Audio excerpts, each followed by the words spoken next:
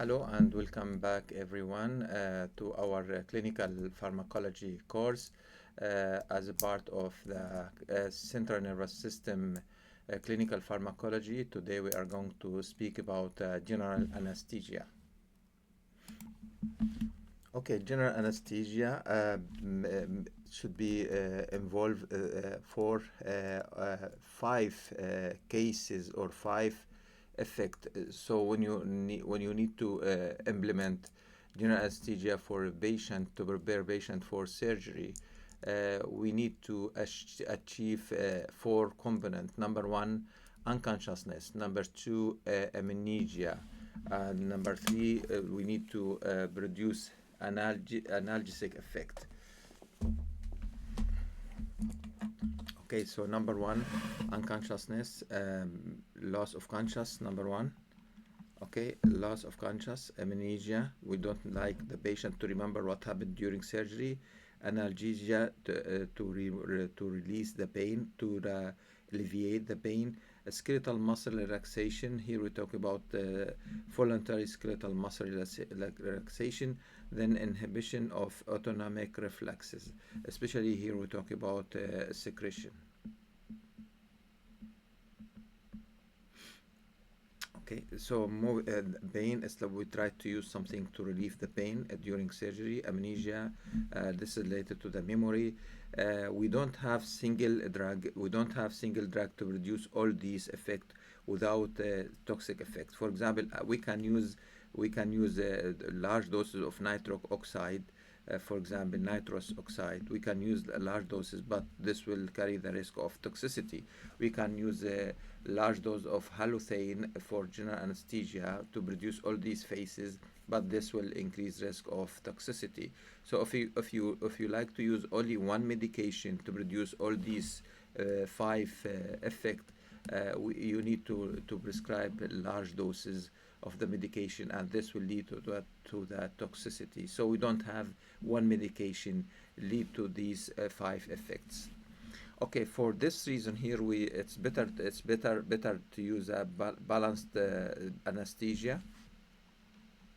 As you can see here, for balanced anesthesia, we use multiple drugs to minimize the adverse effect of single medication or single agent, single anesthetic agent. We start the general anesthesia with the IV anesthetics, followed by inhalation anesthetic. We prescribe sedative and hypnotic to reduce anxiety and stress for the patient. We can use opioid to maybe treat pain or prevent pain. Neuromuscular blocking drugs, the purpose of this one to produce relaxation, skeletal muscle relaxation. So this one here, the first one, to produce maybe unconsciousness and allow patient to fall in sleep, or like deep sleep, or we call this one unconsciousness. So we have IV anesthetic, inhaled anesthetic, sedative hypnotic, opioid, and neuromuscular blocking drugs. The question here, we like when you see the neuromuscular blocking drugs, we need to remember medication belong to this group of this group of drugs produce the neuromuscular blocking drugs and cause relaxation. Here we have, for example, we have atracurium, we have cis-atracurium, then we have pancuronium, then we have focuronium. So we have list of medication work on the neuromuscular blocking drugs. Regarding opioid, we are familiar with this medication.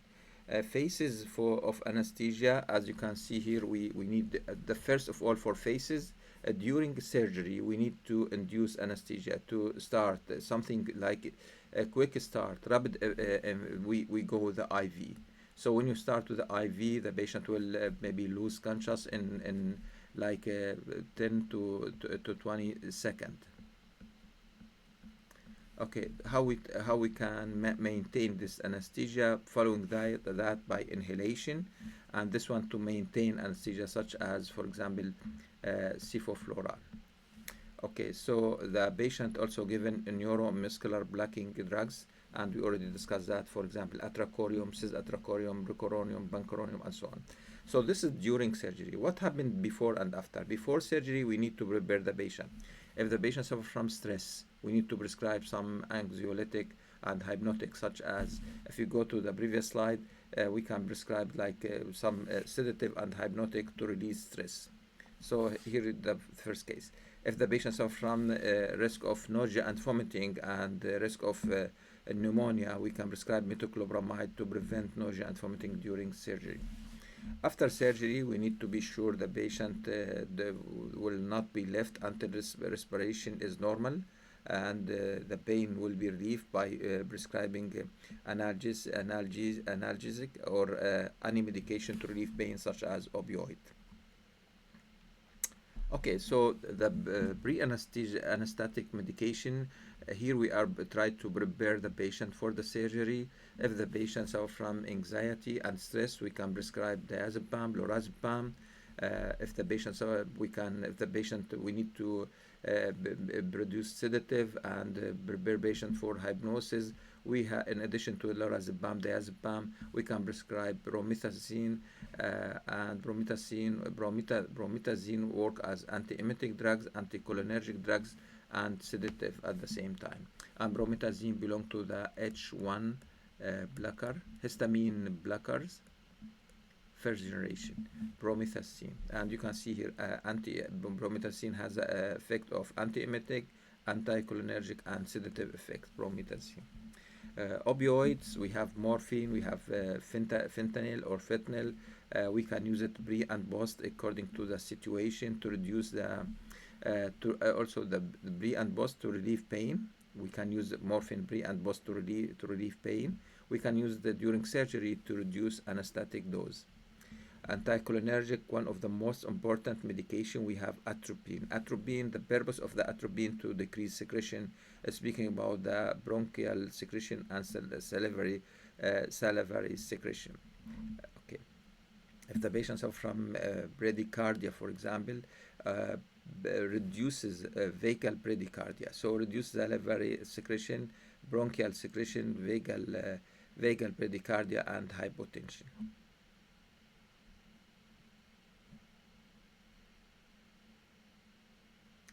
Okay, moving to the anti-emetic medication, we have metoclopramide, domperidone, ondansetron. Acid secretion, if we have increased acid in the GI system, we can use ranitidine and or omeprazole.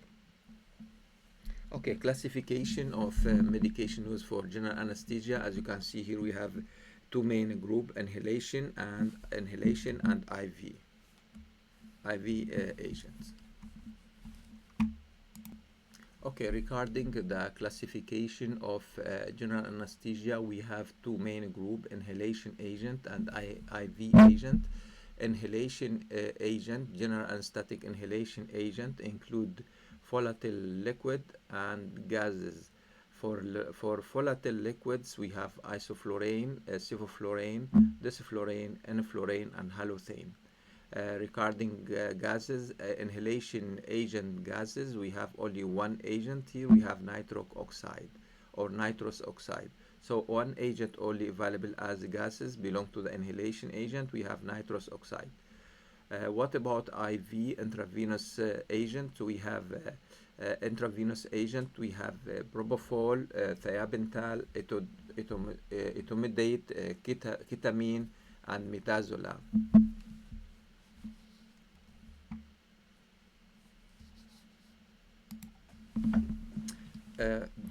It's very important slide here because we need to understand how general anesthetic work.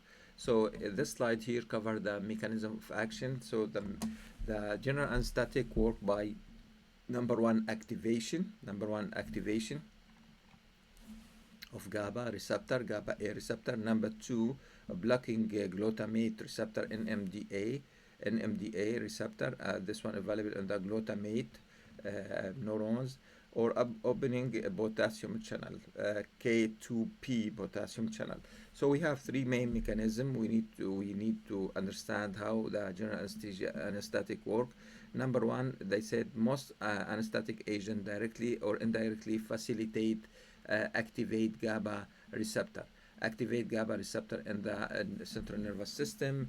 This will lead to the increased chloride, and this will lead to the hyperpolarization and induce inhibitory effect on the neurons. Inhibitory effect on the neuron and cause unconsciousness. Okay, activation GABA A receptor. We have less of medication work on the activation GABA A receptor. We have propofol, as you can see here.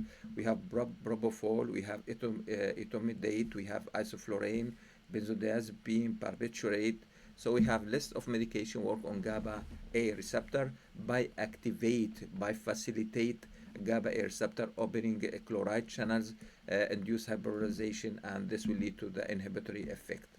Propofol, etomidate, isoflurane, benzodiazepam, such as midazolam, brolazepam, diazepam, barbiturate, such as thiabental. Next, we have agent work on the glutamate receptor or the glutamate neurons, such as nitrous oxide and ketamine. This medication, nitrous oxide and ketamine, inhibit the excitatory neurons, such as glutamate, by blocking NMDA receptor. NMDA receptor stands for N-methyl deaspartate receptor, and this receptor is responsible for stimulation of central nervous system. Two medication, nitrous oxide, ketamine, and general anesthesia, block this receptor and induce unconsciousness and hypnosis. We have some other medication opens potassium channels, allow potassium to efflux from the cells, and we have halogenated inhalation anesthetics.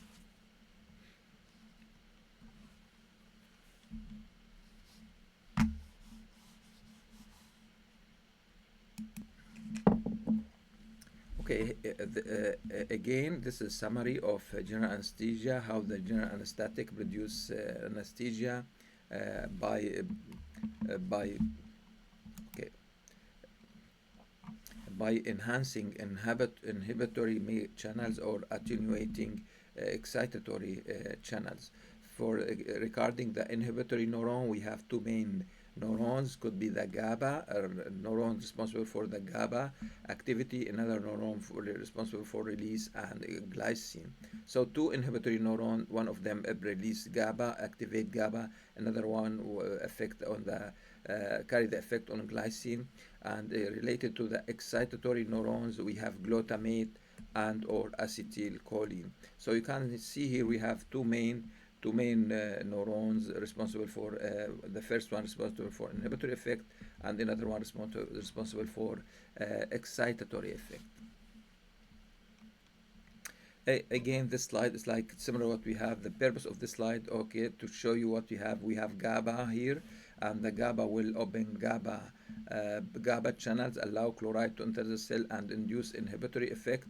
And this is number one. Number two, we have glutamate, and we have some medication work on NMDA. You can see the receptor here, and we have some medication to inhibit this receptor. So our medication, the first group of medication could be the first group of medication anesthesia medication work on GABA by activate GABA. This is the first group of medication.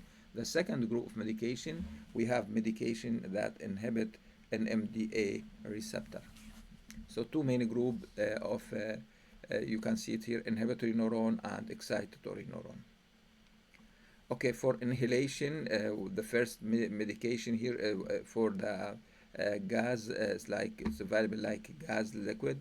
Nitric oxide here, it leads to the state of euphoria, and from the and it has a nickname laughing gas.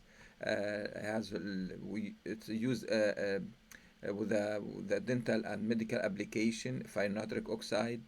If you click on the image here or the link, okay, I will share the screen with you what we have there for the website.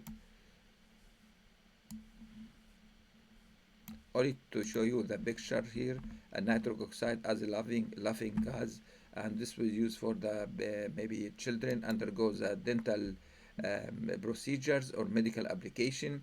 Okay, the nitric oxide produce amnesia, immobility, and analgesia. The one drawback, one negative effect, this medication increase intracranial pressure. So we need to remember this one here. This one available as a gas, belong to the inhalation, increased intracranial pressure. This medication associated with the increased risk of post-operative nausea and vomiting. Risk of post-operative nausea and vomiting. This is number one. I will clean this one here. That side effect number one, increased risk of intracranial pressure. Could be increased risk of and increased pressure in the ears and the eye. So if you talk about the eye, we have to be careful about the glaucoma. Moving to the increased risk of nausea and vomiting. How this medication work? Nitric oxide. We have several mechanisms of action according to the study published. We have it here. If you click on this link here,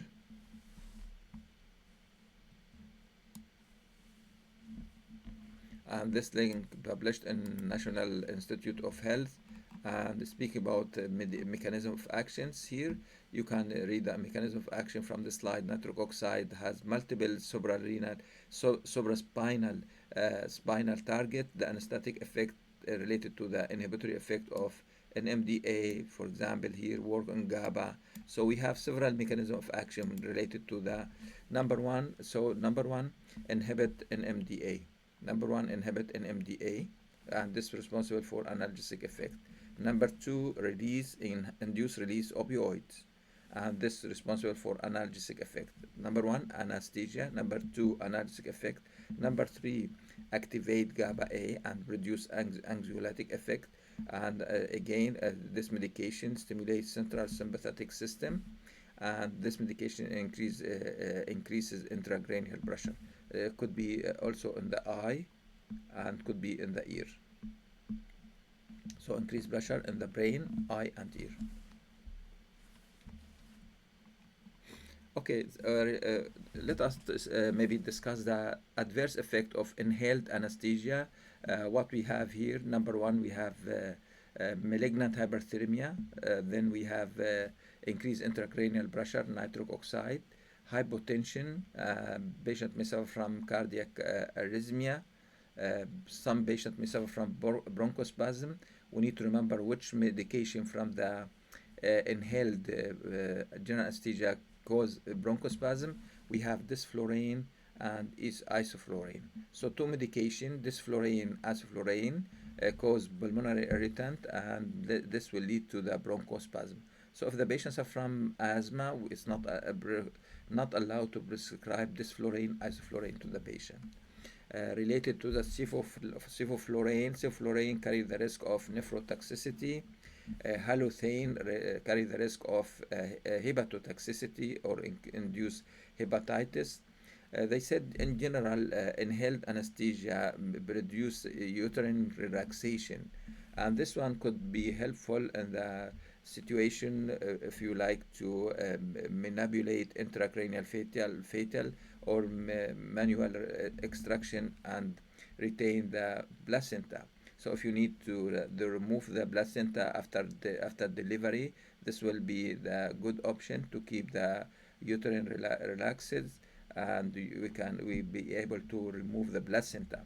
But at the same time, this medication carry the risk of increased uterine bleeding. So you have to take this in consideration. The benefit, uterine relaxation and facilitate facilitate removing the placenta after delivery, but this medication carry the risk of increase the uterine bleeding. Okay, regarding respiratory effect, here we maybe remain talking about the adverse drug reaction of inhaled. So as you can see here, the desflurane and isoflurane, this cause irritation of the bronchial tree and may lead to the bronchospasm and not allowed to use in patient with asthma. Okay, on the other hand, sevoflurane and halothane could be the other option. It's not irritant to the respiratory system, and this way could be used for patients suffer from asthma, we have halothane, sevoflurane, but we have some issue about halothane. We are going to speak about that later on. So the best medication left on the list for the asthma will be sevoflurane. So sevoflurane, the best medication for asthma. So if you like to induce general anesthesia in patient with asthma, go with the sevoflurane. How this medication affect the cardiovascular system? You can see the inhaled anesthetic cause the decrease heart contractility, decrease blood pressure. This medication decrease oxygen demand and increase oxygen supply, and this one could be benefit effect or good effect for the heart because decrease oxygen demand and increase oxygen supply. That's good for the patient. Okay, regarding malignant hyperthermia here, it's very rare, life-threatening condition. One in 20,000 cases may suffer from life-threatening condition related to the, for example, when you use succinylcholine as neuromuscular blocking drugs, succinylcholine, when you use it combined with the halothane.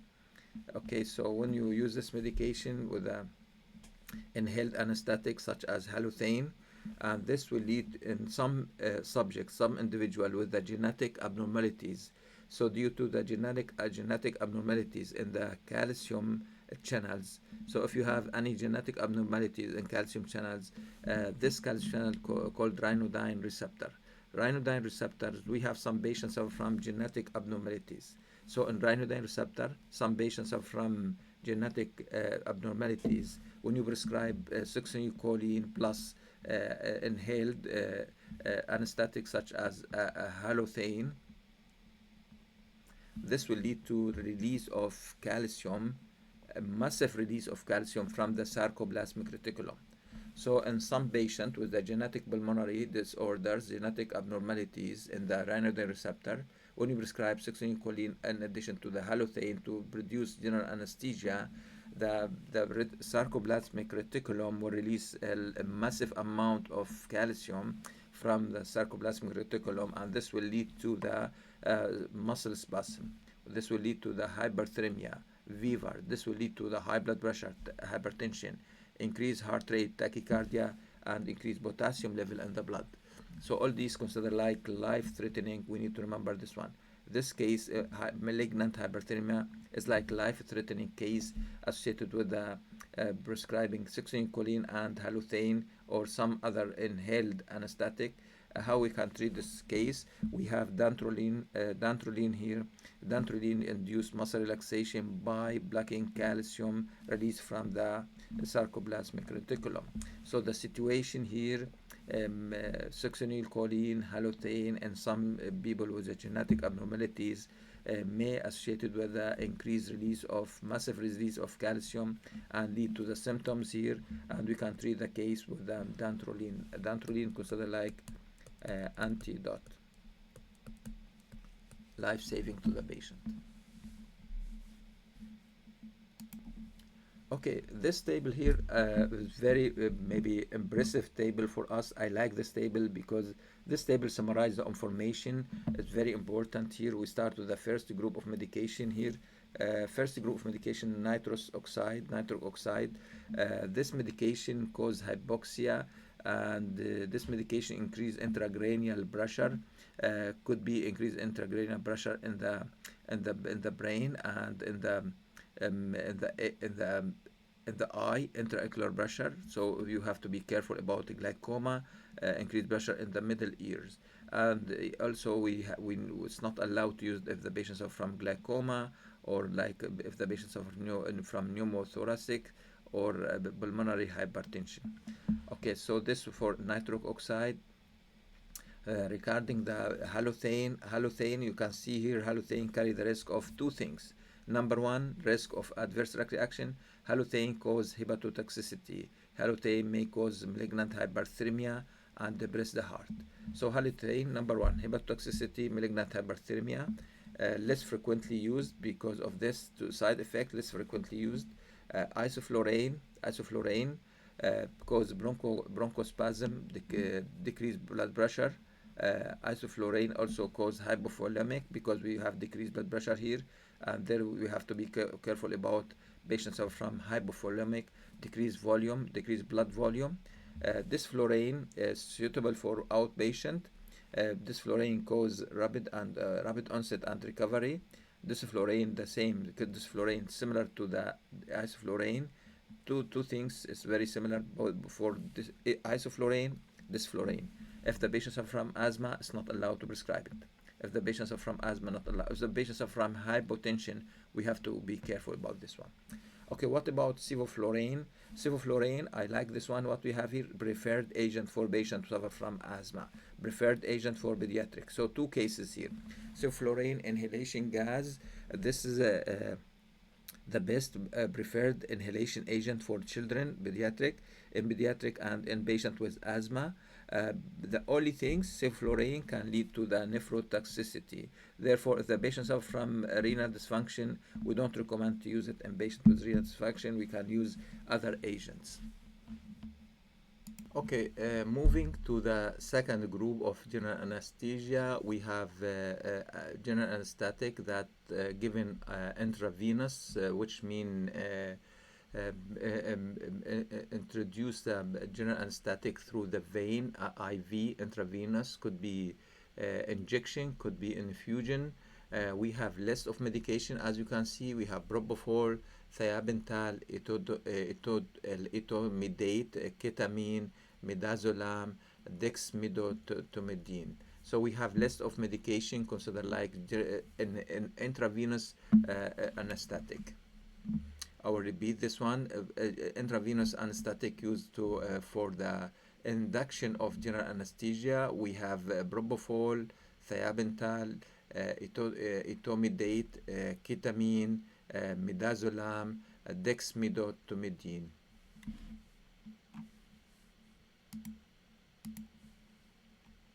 Okay, moving to the some explanation about this about these agents. As you can see here, these agents commonly used in rapid induction of anesthesia. So we use it for induction of anesthesia, rapid induction of anesthesia, not for maintenance. For maintenance, we use inhalation. We use this medication. This medication considered like highly lipophilic, able to arrive rapidly to the brain. So this medication arrive rapidly to the brain and induce rapid induction, rapid general anesthesia. Then this medication will leave the brain to the peripheral tissue, such as muscles, viscera, adipose tissue, with the process called redistribution. And the patient here, when the anesthetic leave the brain to the peripheral tissue, the patient will gain consciousness. So the situation here, when you prescribe IV general anesthetic to the patient, IV, this will reduce the case of general anesthesia. General anesthesia. Okay.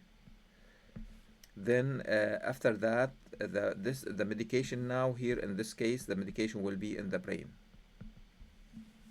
Okay, when the medication leave the brain to the peripheral tissue,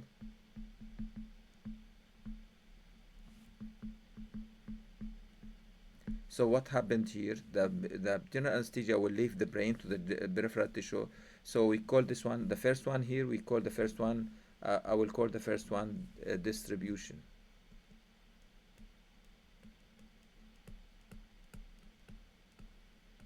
Okay, when the medication leave the brain to the peripheral tissue, we call this one redistribution. Now we have two phases for intravenous general anesthesia. When the medication leave the blood and arrive to the brain, we call this one distribution. When the medication leave the blood and go to the peripheral tissue, the patient will gain consciousness, and we call this one redistribution. We have two phases for intravenous general anesthesia.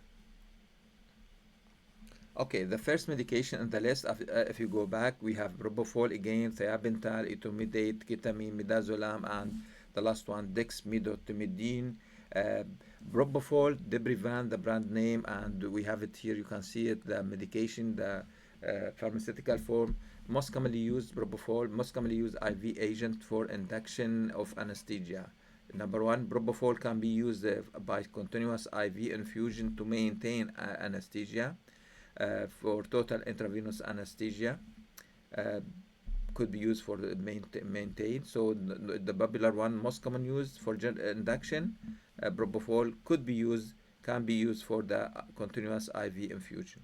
The incidence of postoperative nausea and vomiting is very low. This is very good. So if you go back to the nitrous oxide, nitrous oxide cause post postoperative nausea and vomiting. This one carry the risk of very low risk of nausea and vomiting. So this one difference between propofol, for example, and nitric oxide. Another difference, nitric oxide should be prescribed like inhalation.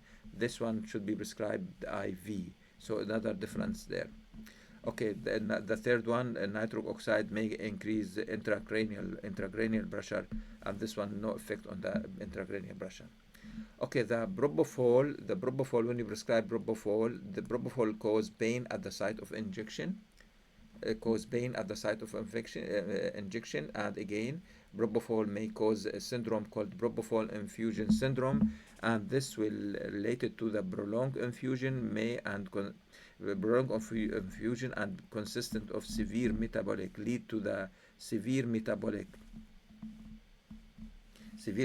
acidosis, muscle necrosis, hyperkalemia, lipemia, hepatomegaly, which mean enlargement of liver, renal failure, arrhythmia, and cardiovascular collapse. So we have another syndrome now. So we have the first one here, propofol infusion syndrome. This is the kind of serious case, serious side effect coming from propofol infusion, and this we call this one propofol infusion syndrome, occur with the prolonged infusion and consists of severe metabolic acidosis, skeletal muscle necrosis, hyperkalemia, hepatomegaly, renal failure, cardiac arrhythmia, cardiovascular collapse. This is about propofol diprivan. Okay, next medication is we have thiabental. Thiabental belong to the group of barbiturates. So barbiturates, thiabental considered like rapid onset of action. And so what we have here, two things about thiabental. Okay, rapid onset of action and short acting. So we go to the what we have here. This medication start working after 30 to 40 seconds when you inject it to the patient, and lasts about 15 to 30 minutes. Some textbooks they said 30 minutes, others they said 50 minutes. So this medication considered like rapid onset of action and short duration of action. Thiabental. Thiabental belongs to the group of medication called barbiturate. Okay, this medication, because this medication is very short, we use it only for induction of anesthesia, not for maintenance. Please remember that. Maintenance, that means we need to maintain the patient under the general anesthetic effect. But this medication lasts only for 15 minutes. So if you give this medication to the patient after 15 minutes, the patient will be regain conscious and become awake. So it's not for maintenance, general anesthesia. Okay. Adverse effect, this medication may cause respiratory depression, myocardial depression, and hypotension. Uh, this medication, thiabental, considered like highly alkaline. Thiabental, highly alkaline. They said if this medication injected subcutaneous or IM, this medication may cause tissue necrosis and gangrene. Okay, this medication causes tissue necrosis and gangrene, therefore we don't prefer to prescribe thiabental IM or SC subcutaneous. Okay, so it's required to prescribe IV. So this medication IV only. Thiabental. It's not allowed to use it like intravenous or IM. It's not allowed. So which of the following IV agent, general anesthetic agent, may cause gangrene if you prescribe subcutaneous or IM? We have thiabental. Which of these medications belong to the barbiturate? We have thiabental. Which of the medication considered like rapid onset of action, short acting between 30 to 40 seconds and lasts for 15 minutes? We have thiabental. Again, if you click on the link here, maybe I will go with you to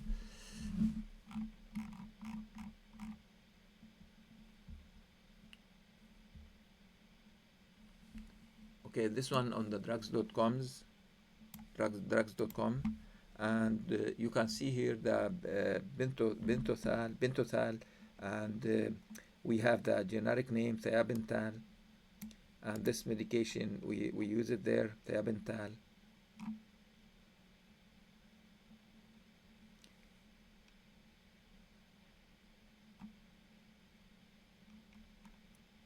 Okay, clinical pharmacology. They talk about clinical indication and use. This is an important one. Bentothal thiabental sodium for injection, indicated as a sole anesthetic agent for a brief 15-minute procedure for induction of anesthesia. So you can see here for the induction of anesthesia is very important to remember that. Okay, and short duration of action, 15-minute procedures. Okay, thiabental. This is the second one. The first one was propofol. The second one, thiabental. The third one, etomidate. Etomidate, very similar to the thiabental, but less hypotensive, less myocardial depressant. If you go to the thiabental again, thiabental causes myocardial depression and hypotension. If you go to the etomidate, less hypotensive and less myocardial depressant. Anything related to that etomidate injection may cause adrenal suppression. So this medication cause adrenal steroid suppression. Okay, so because we know that from the adrenal gland produce steroid, we have three type of steroid produced from the adrenal gland. Number one, we have cortisone, and number two, we have aldosterone. Number three, we have androgen. Okay, we have three substances produced from the adrenal gland, and our medication etomidate inhibit the adrenal steroid. So our medication etomidate inhibit adrenal steroids. That's a question now. Which of the following IV general anesthetic may cause adrenal steroid suppression? Okay, we have etomidate. This medication may cause nausea and vomiting. So if you compare this medication with the propofol, this medication causes nausea and vomiting. Propofol causes less nausea and vomiting. So here we can compare it with the propofol. Okay, next IV ketamine or Catalar. This medication causes a phenomenon called dissociative anesthesia, where the patient eye remain open and patient produce a slow nystagmus gaze. The ketamine work on the glutamate receptor by inhibit NMDA receptor. So glutamate inhibit the NMDA receptor and the glutamate neuron, and this is responsible for allowing calcium to enter the cells. And our medication inhibit this receptor. This receptor produce analgesic effect. This receptor increase blood pressure. This receptor does not affect respiration. They said this adverse effect will be less adverse effect in children and considered like preferred agent in pediatric. Okay, so we can maybe go back and compare ketamine and, for example, with the thiabental or etomidate. If you go back to the thiabental and etomidate, you can see that thiabental here caused respiratory depression, thiabental, and hypotension. So two things, respiratory depression and hypotension. If you go back to the ketamine, produce significant analgesia, increase blood pressure instead of decrease, no effect on respiration. So two things different from the thiabental. So you can compare ketamine versus thiabental.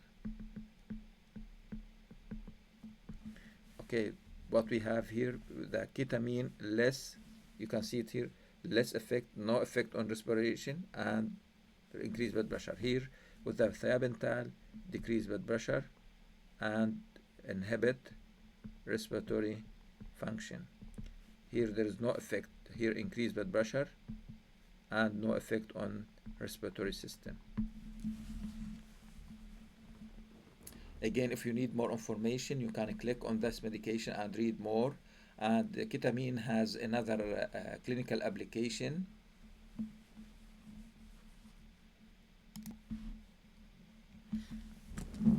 Okay, practice question here. Which of the following is a potent intravenous anesthetic that inhibit an MDA receptor and provide analgesic effect? So two things: intravenous blocking an MDA receptor and produce analgesic effect. Okay, midazolam work on GABA, fentanyl opioid. This work on GABA, GABA A, propofol, and GABA. Okay, so what we have here, ketamine. Ketamine work on NMDA and ketamine also IV. Ketamine carry the effect of analgesic effect.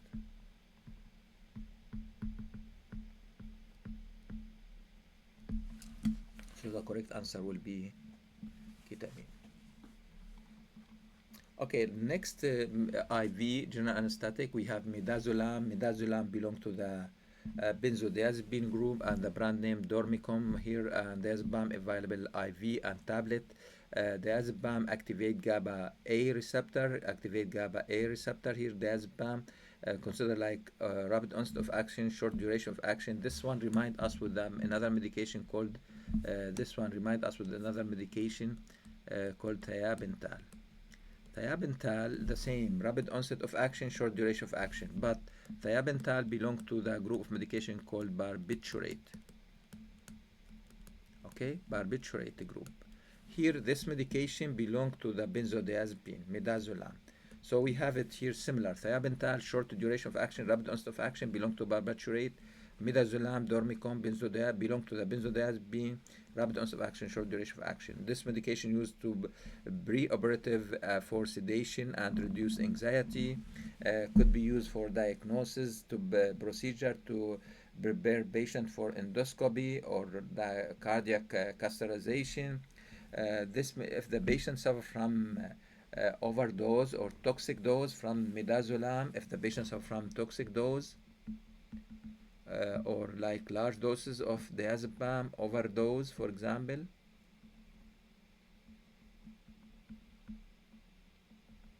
From the medication here, so the treatment will be flumazenil. Flumazenil considered antidote. Flumazenil considered antidote of benzodiazepine.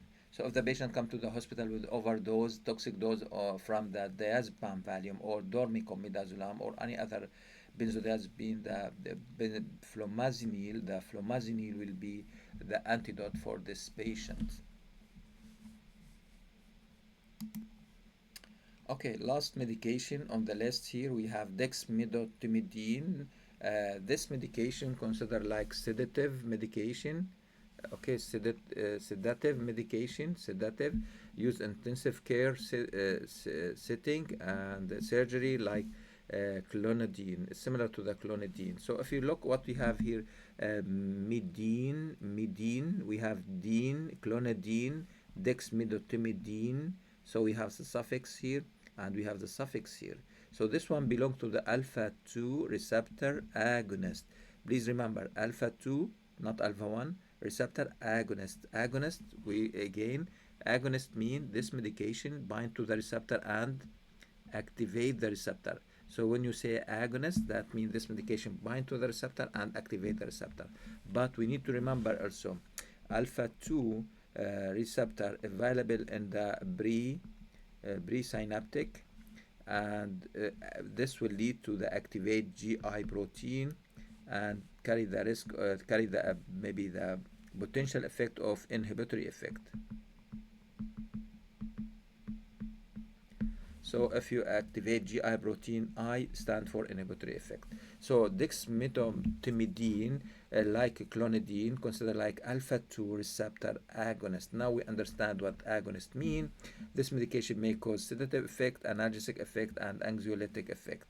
This medication, when you use this medication, We have it here with the brand name. This medication reduces the requirement for other general anesthetics such as volatile, sedative, and analgesic without causing any significant respiratory suppression. So this medication advantage of this dexmedetomidine advantages cause a significant less without significantly reducing the respiratory suppression.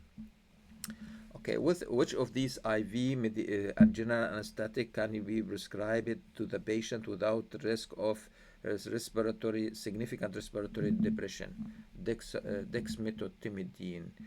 This medication belongs to the alpha 2 receptor agonist and produce general anesthesia when given IV dexmedetomidine. And this medication maybe gain popularity for its ability to blunt emergence of delirium in the children population. So we done with maybe discussing IV general anesthetic. Practice question here. We have 5-year-old boy present with a persistent cough and wheezing. The patient admitted to the hospital by the case of status asthmatics. The healthcare provider decided to intubate and ventilate the child. Which of the following inhalation anesthetic the most appropriate for this patient? So we have it here: boy, children, pediatric, and this patient are from status asthmatics. Status asthmaticus here, the emergency case, and the physician decide to intubate and ventilate the child. Which inhalation anesthetic most suitable to manage this patient? Okay, propofol. If you said no, because this one IV. Okay. Now what we have, etomidate. No, this one IV. It's not. We are looking for inhalation agent. We are between the nitric oxide and sevoflurane. So the correct answer here will be sevoflurane. We need you to go back and figure out why we don't prefer to use nitric oxide for this patient. So the correct answer will be sevoflurane.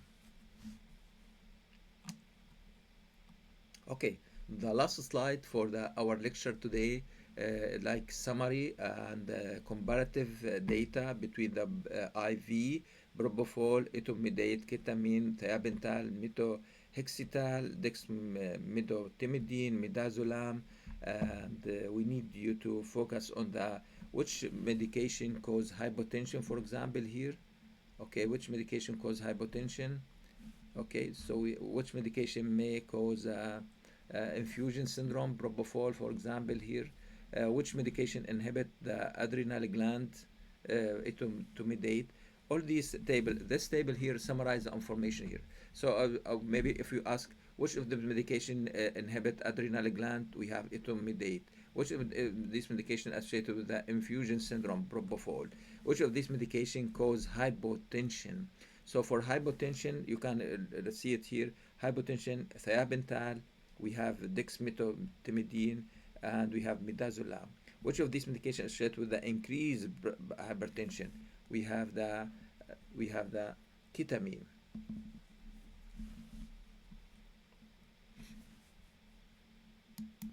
Okay, this concludes our lecture about general anesthesia for today, but I would like to summarize and recap what we are maybe discussed in this session.